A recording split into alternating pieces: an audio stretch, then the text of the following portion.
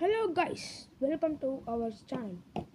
நம்ம இன்னைக்கு பேட்டில் பண்ண பேச போகிறோம். அதுக்கு முன்னாடி வாங்க நம்ம சேனலுக்குள்ளே போயிடலாம். கேஸ்பின் 360.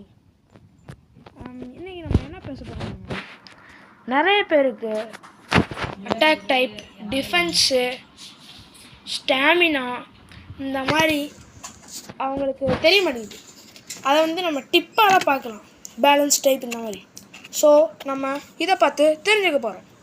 என்கிட்ட எல்லா டைப்போட பிளேட்ஸும் இருக்குது. ஸோ அதை வச்சு உங்களுக்கு எக்ஸாம்பிள் காட்டிடுறேன். ஃபஸ்ட்டு நான் எதை எடுத்துக்கேன்னா, அட்டாக் டைப். ரொம்ப அக்ரெசிவான டைப்.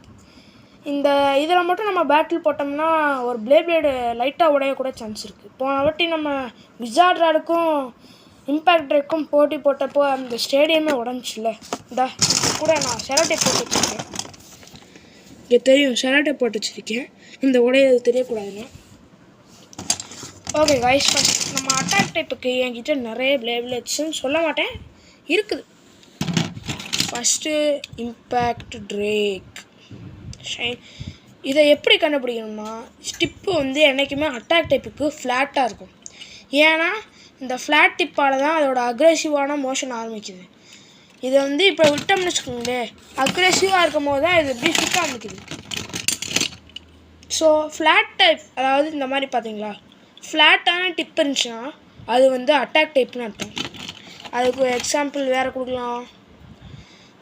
ஃபீனிக்ஸ் விங் ஃப்ளாட்டாக இருக்குது, ட்ராண்டராகர் ஃப்ளாட்டாக இருக்குது. இதான் இப்படிலாம் ஸ்டாண்டிங் பொசிஷன் கொடுக்குறோம், ஃப்ளாட்டாக இருக்கிறது. அப்புறம் கோபால் ட்ராகன் ஃப்ளாட்டாக இருக்குது. அடுத்தது நம்ம எதை பார்க்க போகிறோம்னா, டிஃபென்ஸ் டைப். டிஃபென்ஸ்னாவே அட்டாக் டைப்போட ஆப்போசிட் தான். இப்போ அடித்து தாங்குகிற அளவுக்கு தான் டிஃபென்ஸ் டைப். அதுவாக போய் அடிக்காது. அந்த மாதிரி உள்ள பிளேடு இந்த மாதிரி இருக்கும். டிப்பு நல்லா ஷார்ப்பாக இருக்கும். ஷார்ப்பாக அப்போ தான் அது தாங்கும், அடிக்க அடிக்க. அந்த மாதிரி தாங்கும் பிளேடு தான் இந்த நைட்லேண்ட் லியான் கிரஸ்ட். இதுக்கும் அதே ஷார்ப் டிப்பு தான் இருக்குது. பார்த்தீங்களா, ஷார்ப்பாக இருக்குது. என் ஃப்ரெண்டு ஒருத்தன் கோபால் டிஃபென்ஸ் டைப்பாக மாற்றிட்டான். எப்படின்னா, அவன் இதை விட்டு தேஞ்சு போய் இது டிஃபென்ஸாகவே ஆயிடுச்சு ஷார்ப்பாக. நல்லா இருக்குல்ல ஐடியா. அந்த கோபால் ட்ராகனை உங்களுக்கு நான் காமிக்கிறேன். அது வேறு யாரும் இல்லை, நம்ம தர்ஷன் தான் அதை பண்ணது. ஓகே கைஸ், அடுத்தது நம்ம யாரை பார்க்க போகிறோம்னா, இவரை தொட்டாதீங்க, பயமாக இருக்குது, ஒரு பெரிய ஆள். இவர் தான் wizard rod, the powerful blade. சொன்னாவே எல்லாரும் பயப்படுறாங்க அந்தளவுக்கு. இவன் வந்தா இந்த மாதிரி கேஜிஎஃப் டைலாக்ல சொல்லுவாங்கள்ல, அதே தான் அது.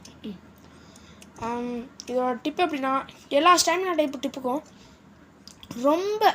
ரொம்ப ஸ்மூத்தாக இந்த பால் மாதிரி இருக்கும் டிப்பு.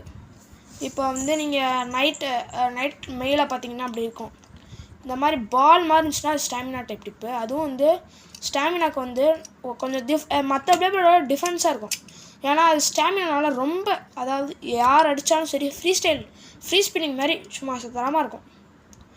இருந்தாலும் இந்த பிளேடை தோக்கடிக்க முடியலப்பா. இம்பேக்ட் ட்ரேக்கே ரொம்ப கஷ்டப்பட்டுச்சு, ஆனாலும் ஒரு மேட்ச் தான் போட்டுச்சு. அடுத்தது balance type hells hammer. Tip ரொம்ப வித்தியாசமாக இருக்கும்.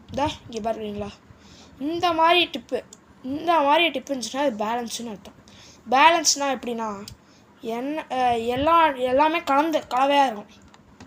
எப்போயாவது அட்டாக் பண்ணுவோம், விடும்போது அட்டாக் பண்ணிட்டு திடீர்னு டிஃபென்ஸாக இருக்கும். அப்புறம் கொஞ்சம் எல்லாமே பேலன்ஸ்டாக இருக்கும் இந்த பிளேடில்.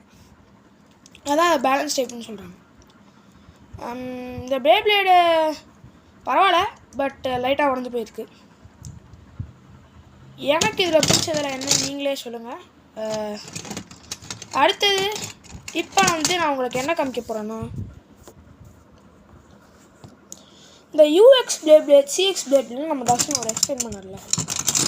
அதுலேருந்து உங்களுக்கு ஒரு கொஸ்டின் கேட்பேன். அந்த கொஸ்டினுக்கு கமெண்ட்ஸில் ஆன்சர் பண்ணலாம். இந்த பிளேட் நைட்லேண்ட்ஸ் என்ன டைப், யூஎக்ஸா, சிஎக்ஸா, பிஎக்ஸா?